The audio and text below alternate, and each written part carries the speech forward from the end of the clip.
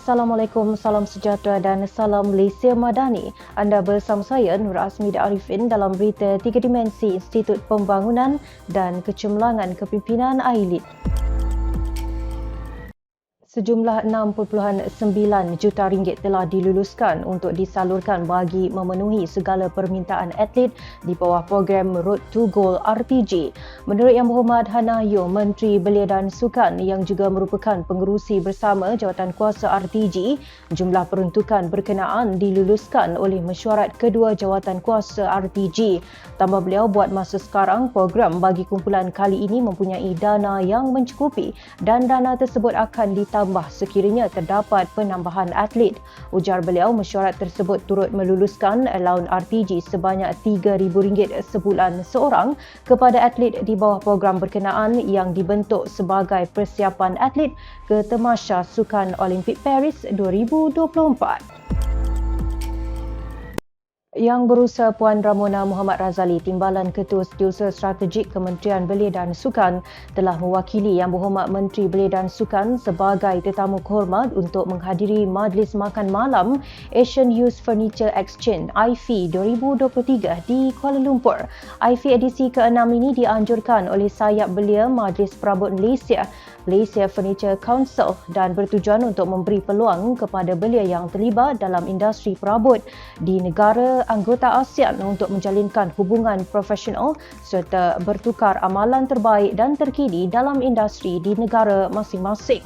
Dalam ucapan beliau, Puan Ramona telah menekankan kepentingan peranan industri secara umum dan industri perabot secara khasnya dalam usaha pembangunan belia bersama-sama kerajaan, terutamanya dalam mewujudkan lebih peluang pekerjaan dan keusahawanan kepada belia dalam negara masing-masing. Selain itu, Puan Ramona juga menggesa usahawan belia dalam industri perabot untuk menyumbang kepada pencapaian matlamat pembangunan mampan 2030 melalui penggunaan teknologi dan inovasi serta meningkatkan pematuhan kepada standard environmental, social dan governance.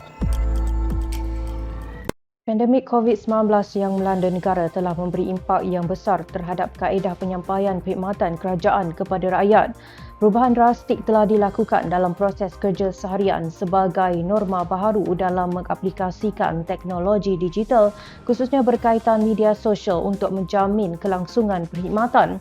Tidak ketinggalan juga, AILID menerusi bahagian penyelarasan strategik BPS dengan kerjasama Unit Komunikasi Korporat UKK telah melaksanakan bengkel pengurusan rakaman maya media sosial khas buat penyelaras media sosial daripada seluruh kem wawasan negara dan juga ibu pejabat AILID bertempat di Akademi Kenegaraan Kuala Lumpur.